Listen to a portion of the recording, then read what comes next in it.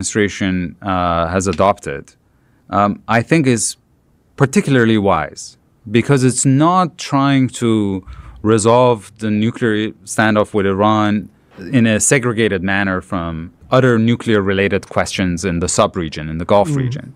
You know, if we really do care about great power competition, you don't want a country the size of Iran with the resources of Iran to be entirely in the camp of Russia and China. Right. Few relationships are as fraught or as consequential as America's relationship with Iran. As of June 2025, this relationship is at a fork in the road. President Trump has opened a negotiation with Iran's leaders that could halt Iran's nuclear weapons program, lift economic sanctions, and lead us into a new era in U.S.-Iran relations. But these negotiations could also easily collapse. Israeli Prime Minister Benjamin Netanyahu is calling for military strikes on Iran's nuclear program. And this path would lead in a very different direction for the region, for America, and for the world. So is war inevitable? Or could this be a Nixon to China moment for Trump? And if it is, how would this change the region and even the world? So with me today to discuss this is Dr. Ali Vaez from the International Crisis Group. Ali is one of the world's leading experts on Iran and U.S. policy toward Iran. He's the author of a number of books and especially fantastic articles on this subject. And he's also lived in Iran during the early years of his life, which I think makes him an especially fascinating and insightful expert to talk to on this subject. He understands better than almost anyone what strategies do and don't work in negotiating with Iran's theocratic regime. Ali, it's really great to have you come join us on Pivotal States today. Thank you for having me, Chris. It's great to be with you. So I want to start with a sort of big picture, general assessment from you to get us going. And this is not an easy question to answer, but I'm going to throw it out there anyway. How would you grade America's statecraft with Iran over the course of the last 20 years? Well, on a scale of 1 to 10, I would put it at 3. 1 being the lowest on the scale. 1 being the lowest, Okay, yes. So not very good grades. Not good grades at all. And I think it's easy to measure that if the metric is the concern that the U.S. has about Iran's policies, whether at home or abroad. If you look at Iran's nuclear program, for instance, in the past 20 years, it has gone from a rudimentary program to a program that is basically on the threshold of nuclear weapons. If you look at Iran's ballistic missiles, 20 years ago, it was a much more limited program, primarily aimed at defending Iran itself. Now, Iran has the most sophisticated arsenal of ballistic missiles in the region and is proliferating drones and missiles to state and non-state actors. Including Russia. Exactly. And if you look at Iran's internal dynamics in terms of human rights violations, again, it has become worse and worse and worse with time. So by every measure, the U.S. has not been able to achieve any of its objectives in the course of not just the past 2 decades, since the 1979 revolution in Iran. So it sounds like we need to start thinking about different strategies for our policy toward Iran, and that's what I want to really focus on here. And we're going to focus on the nuclear question because that is the issue of the day, and among these, really the most important and central one. Although it's important, I think, to remember that, as you've already laid out quite eloquently, there are several other issues that also are interlinked with the nuclear issue that we will get to if we have time. But because President Trump has been so focused on doing a deal with Iran in the first few months of his administration, I want to talk about that. Before we go there, I want to talk a little bit about your relationship with Iran as an individual, because you were born in Iran, right, and grew up there, and then decided to come to the United States. What was it that led you to make that decision? What were the circumstances that made you want to leave your home country?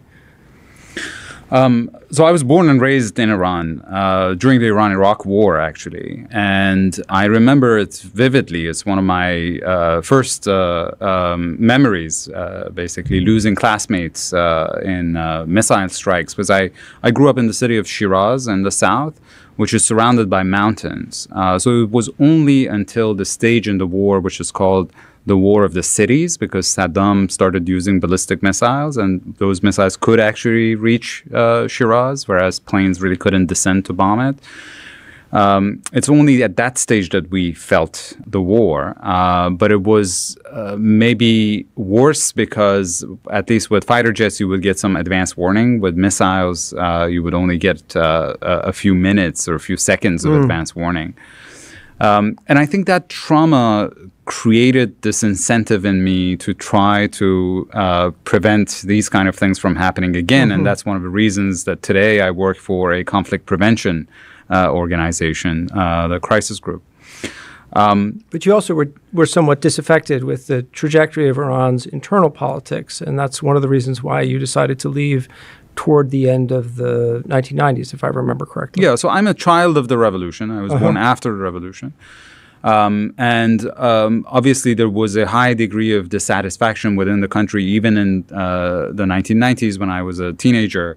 And I participated in some student protests in 1999 because our hope was that given the experience of the revolution, which was a recent experience in the 1990s, it was only 20 years after the revolution, I think there was this sense in my generation and in my parents' generation that radical change often results in a worse outcome. It ends in grief. It rarely brings about a better situation. Reform is better. Reform is better. Evolutionary change is better. Sure. So that was the concept that we were pursuing. And in 1997, first time I could vote, I voted for Khatami, the reformist president in Iran.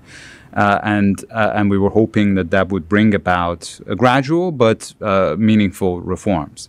It didn't. The system, the deep state in Iran, which is represented by the supreme leader and the Revolutionary Guards, the unelected institutions in the Islamic Republic, basically blocked the reformists from being able to bring about meaningful change. So I was dissatisfied, and I wanted to leave the country to pursue my studies abroad. Then I came to the U.S. in 2008 actually, to do my postdoc in Boston. And then the 2009 uprising happened in Iran. If you remember, this was this second-term election of hardline President Mahmoud Ahmadinejad, which was a rigged election. And I was personally and emotionally very involved in that election. In fact, I organized a voting booth for Iranian students who lived in the Boston area.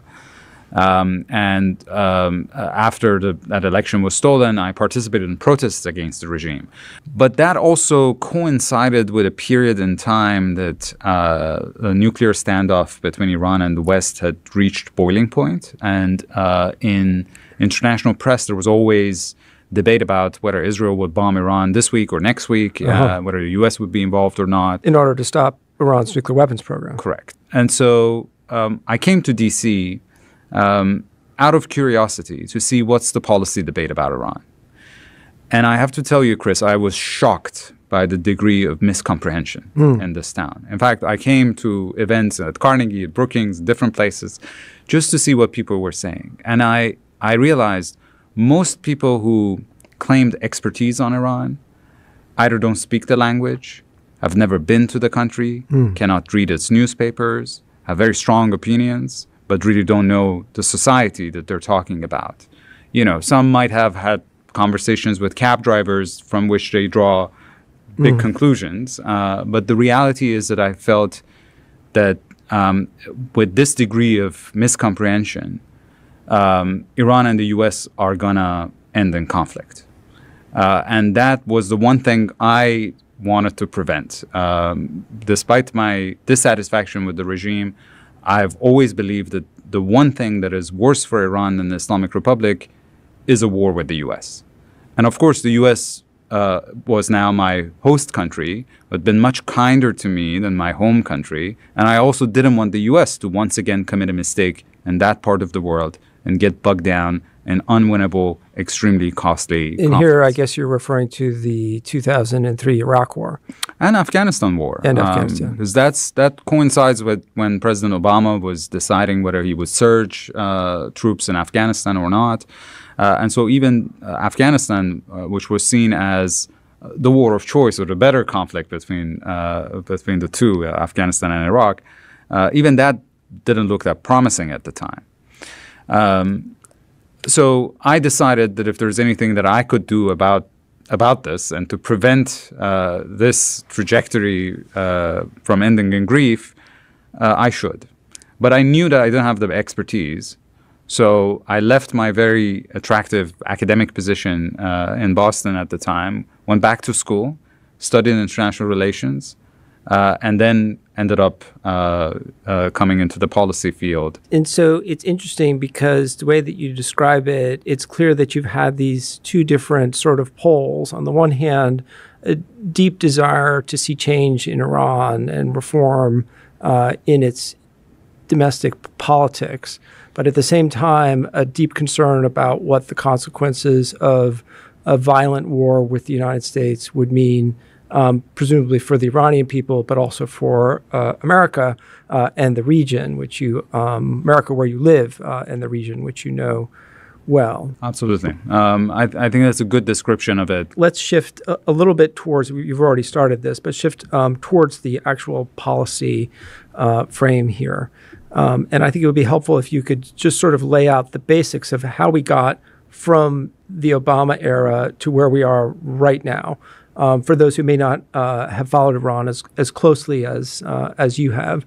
So back in 2015, we obviously had the Joint Comprehensive Plan of Action, which was the Iran nuclear deal that the Obama administration had been negotiating in large part secretly with Iran, along with the help of some European partners and eventually China and Russia, which was a major breakthrough in 2015. So walk us from there to where we are right now in terms of the policy evolution. In 2015, the JCPOA, Joint Comprehensive Plan of Action, basically capped and rolled back Iran's nuclear program, put it in a box under the most rigorous monitoring mechanism ever implemented anywhere in the world. Look, the IAEA has one mandate, which is nuclear accountancy, basically making sure that every gram of nuclear material, uranium, plutonium, whatever that is accounted for. So none of it is diverted towards weaponization effort, right? Now, what the JCPOA did was it went much further than that, and it basically allowed the IAEA for the first time to also monitor the equipment.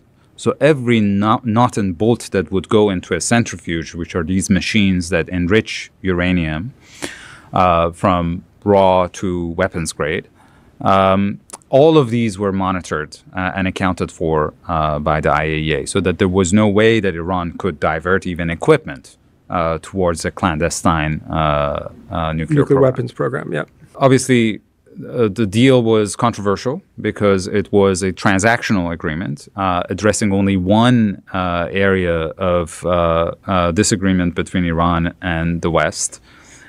Which was nuclear weapons. Because all of the other areas that you mentioned at the start, the ballistic missile program, Iran's support to Hamas, Hezbollah, the Houthis, were also things that more maximalist people here in Washington would have liked to have seen dealt with as well. But the Obama administration chose only to focus on the nuclear weapons program. Correct. I mean, I remember at the time, one of the things that Iranian President Rouhani used to say was that the disagreements between Iran and the U.S. are so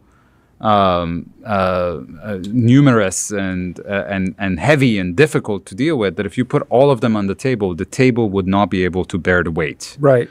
So both sides decided to basically prioritize the most urgent issue, which was the nuclear issue, in the hope that then that would be not a ceiling, but a floor. Unlock the other issues, Correct. Right? And Correct. I mean, but that to me seems like common sense negotiating strategy, that you don't try to tackle everything all at once. I mean, there may be some situations in which that makes sense, but if you can make progress on one issue, especially one that's as important as Iran's nuclear weapons program, that you should do that and take that win and then hope to make progress on the other issues at a later point in time. But obviously there were many here in Washington who disagree. Yeah, but look, that was an entirely reasonable approach, which I think we should not pursue anymore because we've lived through that experience. And we now know by experience that a narrow transactional agreement will not survive in the broader context of animosity between Iran and the United States and their respective allies in the region. I'm not arguing necessarily for a grand bargain, but I'm just saying that we have to learn the lessons of that experience. I want to get to that, but let's just make sure that we've got the basics of what's happened since JCPOA to today out there. So the Obama administration has this successful negotiation where Iran agrees to what it considers to be very intrusive monitoring that gives the international community confidence that it's not developing a nuclear weapons program. It gets to keep some level of nuclear program, but only for civil nuclear use. That's where we are in 2015. So what are the next big steps in the story? So the deal is implemented actually in January of 2016. We're already in an electoral cycle, and every Republican candidate has said this is a bad deal and has promised to tear it apart. Of course, President Trump is elected in November of that year and starts undermining the agreement almost immediately as soon as he walks into the office. By casting doubt upon whether or not he's going to comply. Correct. And in fact, Congress required the president every 90 days to certify that Iran is complying with the agreement. Right. And he, I think, begrudgingly signed a few of these certificates, and then he stopped doing it before he withdrew from the agreement in May of 2018. So that was the next big moment, is the United States withdraws under Trump. Correct. And the other members of the agreement, France, UK, Germany, Russia, China, European Union, they all say, okay, we'll stay in the deal and we try to save it without the United States. So they all make these lofty promises to the Iranians of how they would try to make up for the effects of reimposition of U.S. sanctions that they prove unable to deliver on. So Iran waits for a year after U.S. withdraws from the agreement. Still complies with all of its obligations under the deal as verified by the IAEA. But then in May of 2019, Iran starts rolling back its own commitments. So enhancing enrichment in particular. Correct, correct. And then... And refusing to allow monitors to monitor its programs. Well, there are still monitors today, but it becomes more difficult. It becomes so they start ratcheting down monitoring in the sense that the one big advantage that I described to you, the fact that the IAEA could also monitor the equipment in Iran, that goes away. That goes away, right. So now, step by step, they're notching down their participation in the agreement. Exactly. So like in the past 4 years, we don't know how many advanced centrifuges Iran has produced and where it has stored them. The first Trump administration objective was to get to zero enrichment. So, and as a result of it, Iran started again ratcheting up its nuclear program, and the zero enrichment turned Iran's industrial scale nuclear program into a threshold nuclear weapon state, meaning that Iran is now, it's really literally a screwdriver turn away from being able to weaponize its nuclear program. When President Trump walked into the Oval Office in January of 2017, it would take Iran more than 12 months to enrich enough uranium for a single nuclear weapon. That is what is known as breakout time. It is not a bomb, right? It's the material for a bomb. It's like you have the ingredients of a cake. You still have to bake it into a cake. So you still have to manufacture a nuclear weapon. We still have to make the weapon, which it could take, another, who knows, 6 to 18 months. Few months. But the breakout time was the real metric in the JCPOA, and it was 12 months up until Trump withdrew from the agreement. Today, that timeline is 6 days. And this is, again, the result of pursuing zero enrichment and withdrawing from the JCPOA. Now, the Biden administration comes in, all comprised of people who were critical of Trump's withdrawal from the agreement and reimposition of sanctions, the so-called maximum pressure policy, and they all promised that they were going to go back into the agreement. But they start posturing. They start seeing if they can use Trump's sanctions to extract more concessions from the Iranians, which basically erodes trust on the Iranian side, pushes them to dig in their heels. And then a hardline president is elected in Iran in 2021, President Raisi. And basically 2 years of negotiations are wasted, although they were at several moments in time pretty close to reviving the JCPOA, but they couldn't cross the finish line. I just have to say, as someone who was there in the early days of the Biden administration in the government, I was pretty surprised that they took the approach that they did. My expectation was that they would have done a lot more to try to get back into the agreement very quickly. And I don't know what you think, but in retrospect, it seems to me that, doing more to get back into the agreement early might have been the better choice than the one that they made, which was actually to go for a larger, more substantial agreement. Absolutely. I mean, you don't need the benefit of hindsight to be able to say that. It was even obvious then that given the fact that it was the U.S. who had reneged on its commitments under the deal, it was the U.S.'s responsibility to try to put things back together. So the Biden administration basically fails to reignite an agreement which some of the key figures in the Biden administration had actually negotiated under Obama. Yeah. And at the end of their term, they haven't managed to get back in. So Trump comes in, and the expectation would be that he's going to go back to the policy of his first administration, which is hate Iran, hate JCPOA, maximum pressure. In fact, I heard some fairly senior people in Trump circles say that's what we ought to expect is maximum pressure from day one of the new Trump administration. But it hasn't quite been that, has it? It hasn't. It is actually moved in a very surprising way. But I think it's because, look, the president had the right instincts on this from the beginning. He wanted his own deal. He wanted a stronger deal, but he always wanted a deal. He didn't want a confrontation with Iran. He didn't want war with Iran, even in the first term. His problem was that he was wrapped in an anti-Iran ecosystem. And I think the president learned the lessons of the first experience, that he's not going to listen to hawks and neocons who are putting Iran and the U.S. on a collision course. He's not going to listen to people who are going to ask for a set of unrealistic maximalist demands. When Bibi Netanyahu came to D.C. in February of 2025 as the first foreign leader who visited Trump, one of the ideas that he put on the table as the ideal solution for the Iranian nuclear issue is the so-called Libya model. In 2003, Libya agreed to completely pack its nuclear program up and send it to the U.S. as means of getting sanctions relief.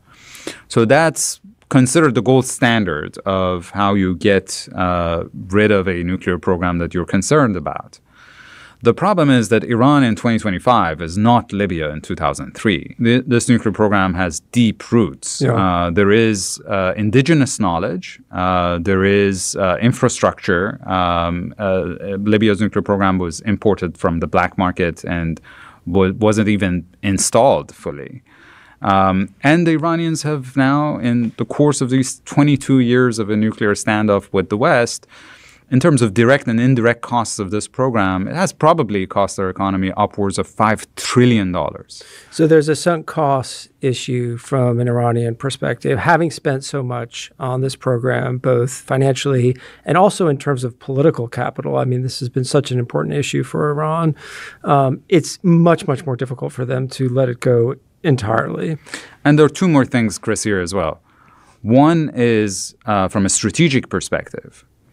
It is, the Iranians believe that if they give in on something like this, that they have described as a red line, what would that teach the United States?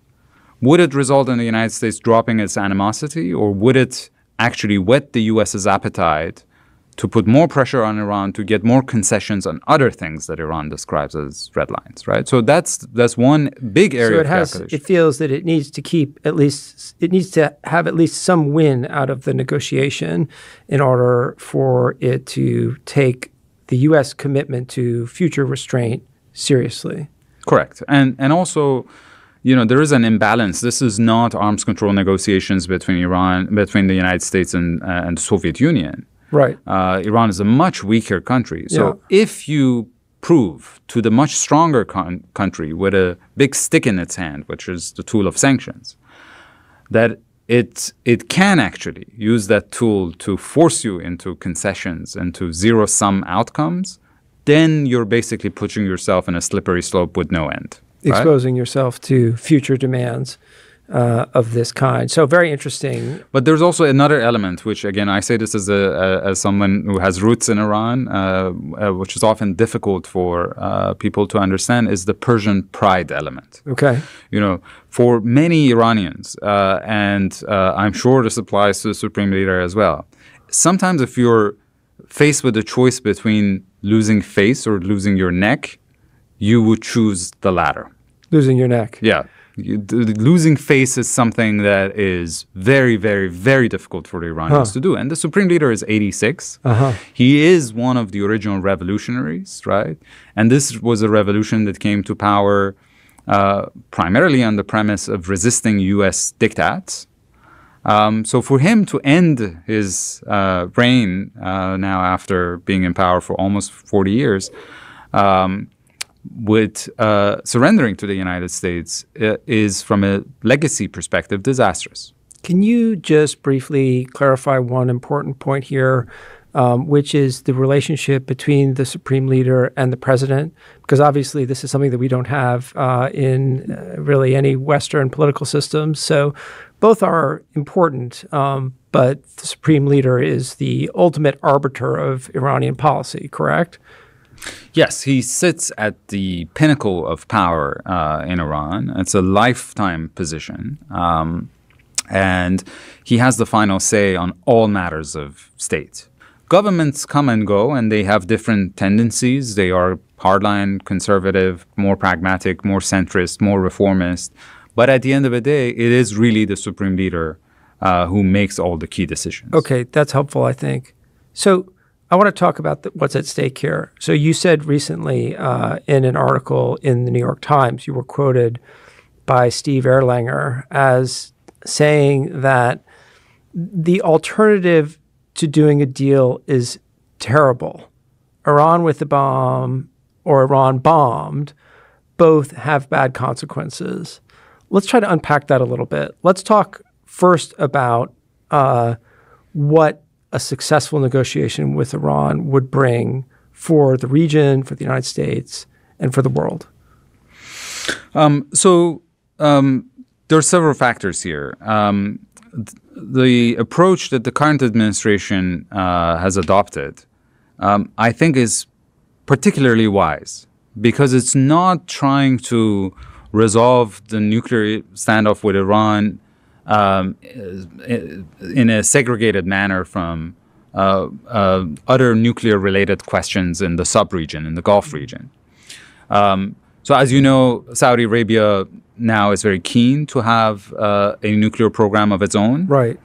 And is also very keen to have access to nuclear fuel cycle technology. So meaning being able to enrich uranium itself, to fabricate fuel, and all the other steps that it takes in between. It wants to be independent and not reliant on buying fuel from the international market.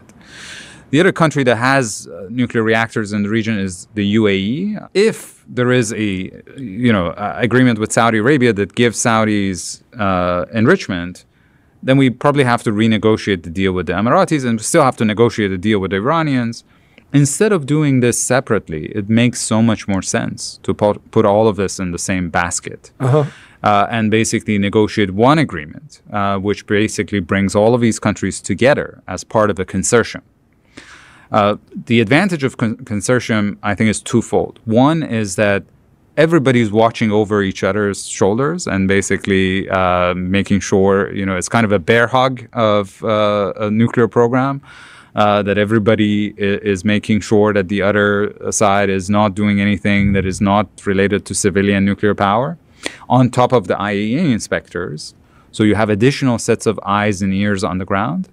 But it's also useful because, this is one of the regions in the world in which there is no inclusive institution or cooperation. So it has a potentially political benefit as well. Yeah, exactly. I mean, let's remember that the European Union started with cooperation over coal. Right. Right. So cooperation over nuclear, I think, is a good way of starting to establish something that could eventually become a much more inclusive stabilizing factor security for architecture. a region that's been very divided. Let me just ask you briefly, when we talk about a consortium, this would mean joint production and sharing of nuclear energy. What is there any clear picture of what it actually involves? So the devil is in the details, and we don't know the details yet. But it has to be related to nuclear fuel cycle because that's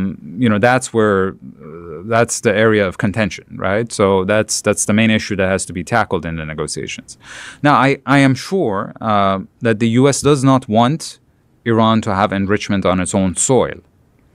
But would it agree to Iran having elements of an enrichment program? For instance, there are a group of Princeton scholars who have just published a piece in which they're suggesting Iran produces the components of centrifuges in Iran, but that enrichment happens in Oman and fuel fabrication happens in Saudi Arabia, and the UAE does the management of this joint project. So everybody basically has a role. The Iranians Iran could still say in that arrangement that it is enriching. Yeah, the Iranians will insist that they would want to have their own enrichment as a guarantee against the U.S. once again basically reneging on its commitments. So I think there's a lot of space there for negotiating the details. But I think the idea of a consortium is a good idea because by enlarging at least that dimension of the nuclear problem, you might be easier to find a solution that works for the parties that could stop it otherwise. But let me ask you again, I want to go back to the question of the stakes. So just say, say the way that they're approaching it, you think is actually deserves more credit maybe than it's being given out there in the broad sort of press. Now, but let's go to the question of if they succeed, without speculating about whether or not that's going to be the case, what are the big headlines for the future of the region, America's relationship with Iran, and the world? I don't think this would be transformational immediately, right? Okay. First of all, we can't get to a consortium overnight. It takes time to build it. And so you would first need an interim solution, which would be similar to what we had before, which is a series of restrictions and transparency measures that would basically limit Iran's nuclear program. But the number one advantage of a diplomatic solution is that you won't have an additional layer of turmoil and war and instability and refugees and radicalization in the region, right? So that's number one. Number two is that because this is a different moment in which a deal is happening compared to 2015, and I describe what I mean by that, it has the potential to put Iran and the U.S. and Iran and the region on a transformational trajectory, which again would not happen immediately, but has the potential. Sure. The reason be a different path. Different path. Yeah. So the Gulf countries in 2015, when the JCPOA was finalized, were against it. And in fact, when Trump withdrew from the agreement, they welcomed it because they believed that a transactional narrow nuclear agreement is empowering an adversary in the region, providing it with more resources to project power in the region. Mm-hmm. And they were against that. Now, they have experienced what a no-deal situation looks like. Doesn't work well either. It doesn't. And they remember the hot summer of 2019 when the U.S. managed to bring down Iranian oil exports almost to zero, and Iran lashed out, and they were caught in the crossfire. Right. And they don't want to see a repeat of that. Right. It will completely undermine their very lofty economic ambitions in the coming years. So they, when the president was in the region, at every stop, all the key regional Gulf countries' leadership asked him to do a deal with Iran, which is such a sea change compared to 10 years ago. The second reason is post-October 7, the region has changed so much, and Iran's reliance on its network of partners and proxies in the region as its forward defense policy of deterring an attack on its soil has lost a lot of value in the eyes of the Iranian leadership, because instead of protecting Iran, it actually invited a direct Israeli strike on Iranian soil for the first time since the revolution. And so there is there's possibility of putting things on the table now that the Obama administration could never even imagine, or the Biden administration couldn't imagine. For instance, the possibility of Iran committing not to send weapons to Hezbollah. This is acknowledging reality, by the way, because the land corridor through Syria no longer exists after the fall of the Assad regime, and the air bridge through the Beirut airport is also closed now. There are no more direct flights between Iran and Lebanon. And so there are things that are possible now on the non-nuclear dimension that were not possible back for then. Iran to make concessions that it would not have ever made in 2015. And by definition, that also opens the door for the U.S. to do more on sanctions relief, including touching the U.S. embargo against Iran, which are mostly related to Iran being a state sponsor of terrorism. So, and that opens the opportunities of U.S. companies potentially getting into the Iranian market, which creates skin in the game. And creates more reason for the U.S. to sustain an agreement with Iran and for the relationship to start changing. Build a more normal relationship. Slowly. And again, all of this happens at the moment that the Supreme Leader's succession is looming large on the horizon, right? So this is where a deal could potentially put us on, and a more stable region, a potentially better relationship between Iran and the U.S. and the West. And also it occurs to me, and this is somewhat obvious, but I think we should note it, that it could have a big impact on global energy markets too, right? I mean, if suddenly Iran, which is, I believe, the world's fourth largest reserves of oil, were to be supplying the world freely with oil, that would have a pretty big impact. And also, it would be not great for Iran's relations with Russia and China, which could be to America's interests. I mean, it seems to me that China has actually benefited from Iran's isolation because China has not participated in that isolation and is now getting a lot of much cheaper oil from Iran. But if Iran's oil is going to the global markets, this makes things more difficult for China. And obviously, if global energy prices go down, that makes things more difficult for Russia. Not to mention the fact that simply some kind of, not normalization, but improvement in America's relationship with Iran is going to naturally complicate Iran's relationship with Russia, which has been very problematic, as you know, as well as anyone over the course of the last year, 3 years or so during since Russia's invasion of Ukraine. So I'm just trying to get a sense here of, what the world will look like if this Trump initiative actually works. Yeah, it's such an important point because, if we really do care about great power competition, you don't want a country the size of Iran with the resources of Iran to be entirely in the camp of Russia and China. Right. For 400 years, Iran's foreign policy has been based on negative balancing between great powers. That's their comfort zone. The reason they can't do it now is that they're not given that option. But if, again, there is a deal that could be a gateway to additional understandings, then I think, that would basically be the option of choice for Iran, not to rejoin necessarily the Western orbit, but at least to hedge its bets and not be entirely reliant on Russia and China. And I think that's beneficial for the United States. So I think we have a pretty good picture then of, how things would look more positive if the path of negotiation worked. Let's talk about the other scenario. Path of negotiations fails. What does the military path look like? This is a path that has been, raised by Prime Minister Netanyahu, and it's a path that, there's some degree of support here in Washington for taking. Now, let's realistically play out the military scenario. So as you know, Israel bombed Iraq's nuclear reactor in 1981. It bombed Syria's reactor in 2011, I believe. But those were all individual sites. Iran has multiple locations in which it's doing enrichment, and it has elements of nuclear fuel cycle. And a lot of these are well-protected underground bunkered facilities that are very difficult to reach. Israel can do what it did in its confrontation with Iran in October of last year, which is to park its F-35s in the Iraqi airspace, so not entering into the Iranian airspace, and fire air-to-land ballistic missiles towards these facilities. So it can destroy what's on the ground, but it cannot really destroy what's underneath. Yeah. And what's underneath is the highly enriched fissile material. Right.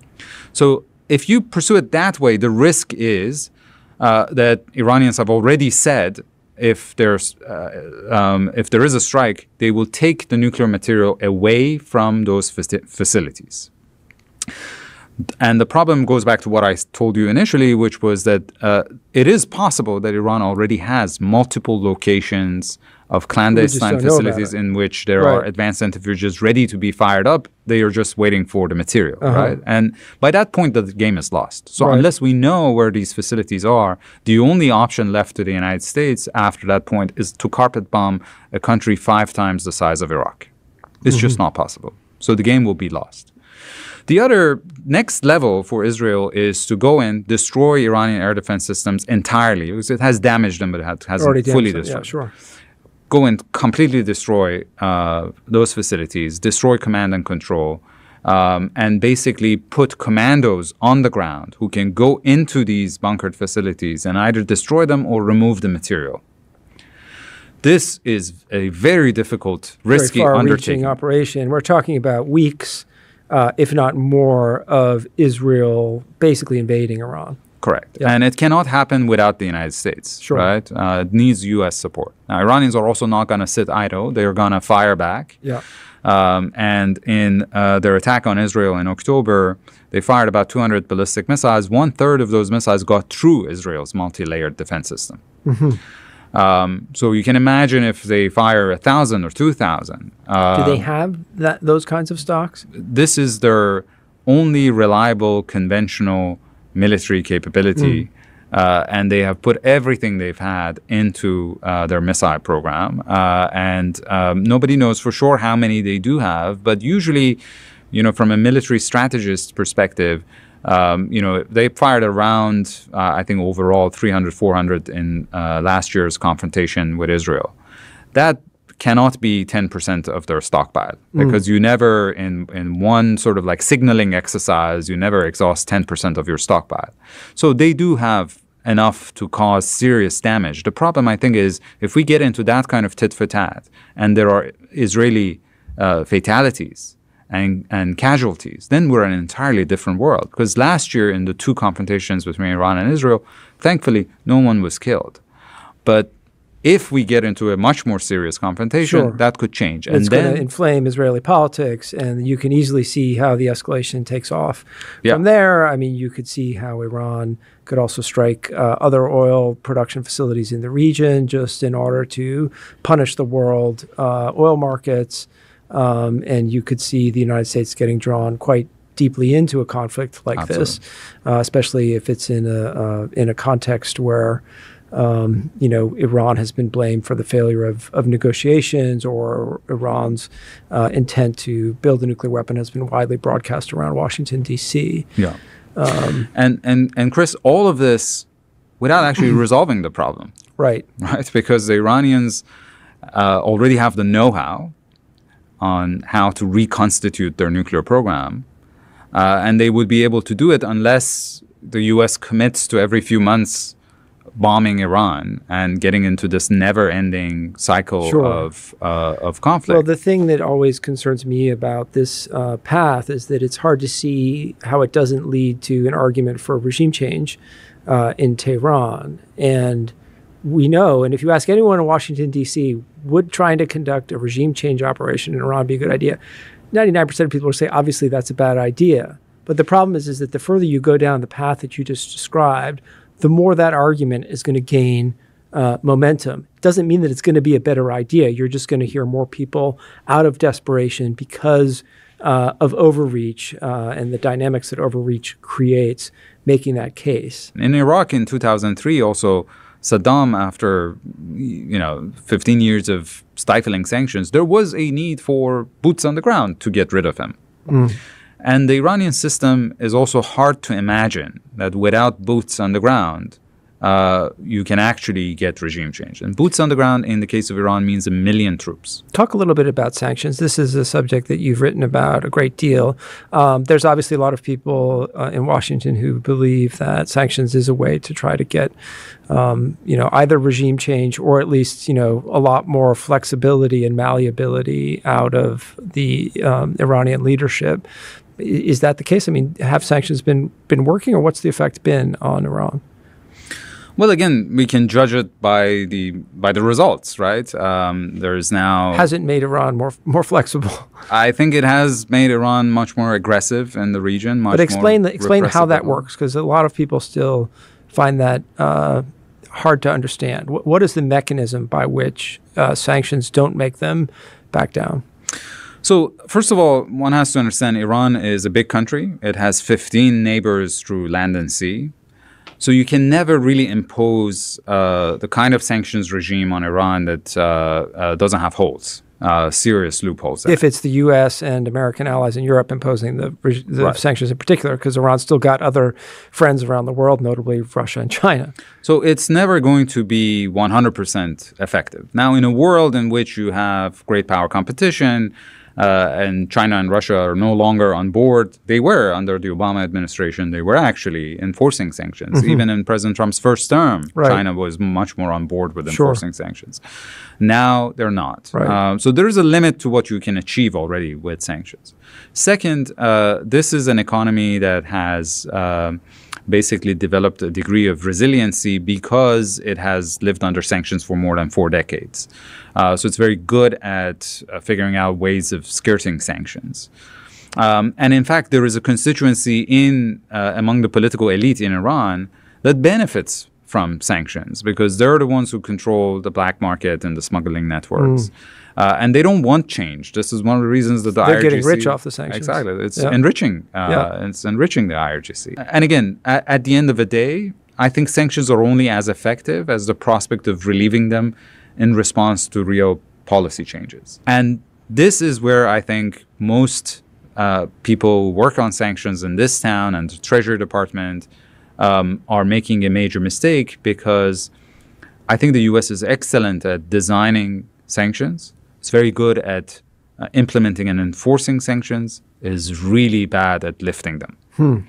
And if you can't lift sanctions, basically you cannot use this as a tool to advance diplomacy. If it's not credible that Iran could undertake behavior that would lead us to lift sanctions because we're not good at lifting sanctions for technical reasons, but also for political reasons, why would Iran do what we want them to do in the first place? So that really diminishes the coercive capacity of sanctions. But okay, that's really helpful on sanctions. Let's focus. I mean, all of this, clearly suggests that the Trump administration is right to try to pursue this deal. And we can complain about the fact that the Trump administration a lot of these are the same people who tore up the JCPOA in the first place. But that's in the past now. So good that they're trying to do this. The consequences could be very serious if they fail and very positive if they succeed. So let's just, in the last few minutes here, talk about the deal that's actually on the table and where things stand, with the important caveat that here we are, it's June 4th, and the negotiations are, it's very unclear what's actually going to happen. But can you give us a sort of basic picture of what the deal might be in its broad outlines as of now? Sure. So the U.S. Submitted a proposal to Iran in the last round of negotiations, which was the 5th round of negotiations. These talks started about 2 months ago, slightly less than 2 months ago. And this was the first U.S. written proposal. Iranians have had ideas, but the U.S. really didn't have a team of experts and enough institutional knowledge and memory to be able to put ideas on paper. Most of these negotiations have been Witkoff going and negotiating with his Iranian counterparts. So it's really at the political level, not at the technical level. Correct. Until recently, until the last 2 rounds. And now there is a U.S. proposal on the table. To the extent that we know, it is this consortium idea that I mentioned, with some kind of a limited Iranian nuclear program as an interim between the time that the deal is concluded and the time that the consortium is set up and is functional.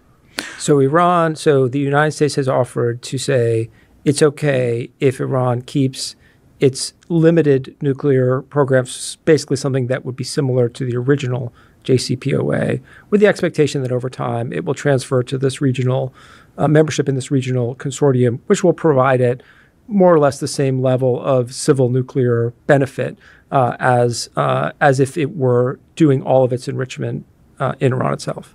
Correct. That seems to be the model. Yeah. Now, realistically, this cannot be finalized, even if the parties agree on the concept. All the details would take literally months to negotiate. And this is obviously without the sanctions relief element, which in and of itself is going to be very difficult to negotiate. Right, because that's obviously what the United States would give in return is supposedly significant sanctions relief. Yeah, and there's so much mistrust on the Iranian side that they would ask for in terms of sequencing of sanctions relief, in terms of guarantees that it would remain in place, even if there's political change in Washington. It is going to be tough, very, very tough negotiation. So the most realistic, I think, approach is to have some kind of a framework political agreement before the time for snapback runs out. So in the next 2 months, that the parties agree to say something in very broad strokes, that that Iran commits never to develop nuclear weapons, that the U.S. recognizes Iran's right to civilian nuclear power, that the two sides would continue negotiating to try to put a consortium in place, for instance, and also some very broad language about sanctions relief. If they achieve that, then they have to go to the Security Council and postpone the date of the expiry of UN Resolution 2231 by 6 months or 12 months to put more time on the clock to negotiate a comprehensive So they're basically buying time on the assumption that some kind of a deal would be possible. Right. So they have the framework, then they would have to negotiate a final agreement. There might be an interim step here as well.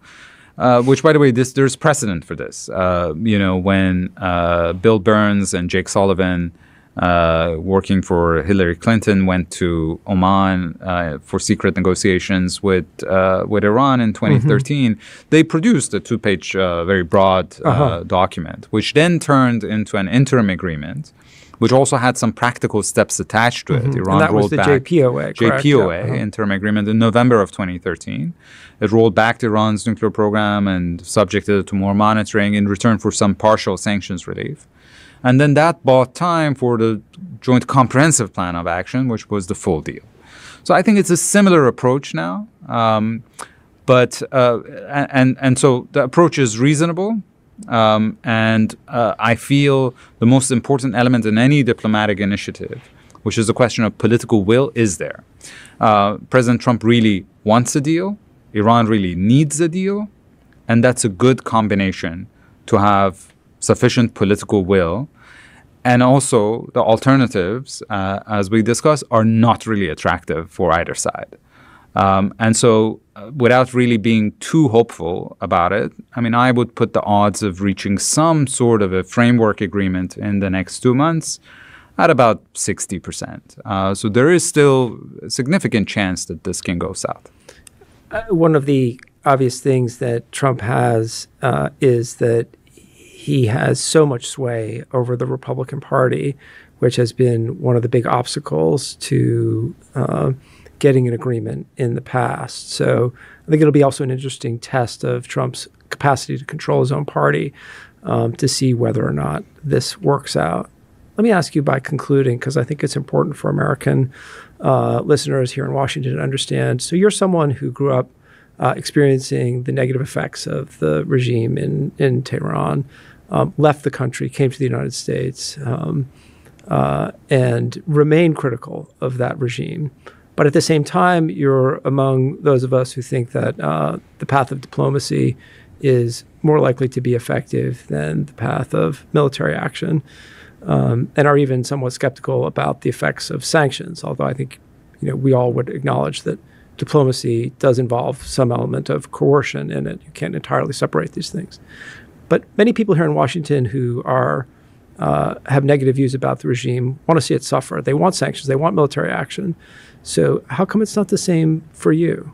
It's a very good question. And, because of my position, I've paid a high price personally, and I've been burned by both sides. I can't go back to Iran because if I do, it will be a one-way ticket to Evin prison. Because the hardliners believe that I'm an agent of the United States government. And there are all sorts of conspiracy theories of how I dictated the JCPOA to the Iranians on behalf of Israel. They've made documentaries about this. And then in the U.S., I've also been blamed and portrayed as a agent of Iranian influence. Of course, when you're blamed by hardliners on both sides, you must be doing something right, right? Otherwise, they wouldn't come after you. But, for me, it's very simple. I don't have, I don't look at this with starry eyes of thinking that destroying the middle class in Iran is the best path to democracy in the country. It's just as simple as that. I don't believe that. And I've seen it elsewhere. Again, in Iraq, Saddam in 2003 was as strong, if not stronger, than Saddam in 1991 during the first Gulf War. It literally took a foreign invasion to get rid of him. Yeah. And by that point, the fabric of the Iraqi society was torn apart to the extent that putting it back together is not yet a job fully done. 22 years after invasion. So, yes, I've seen this movie before. I know that sanctions hurt the Iranian people much more than they hurt the regime.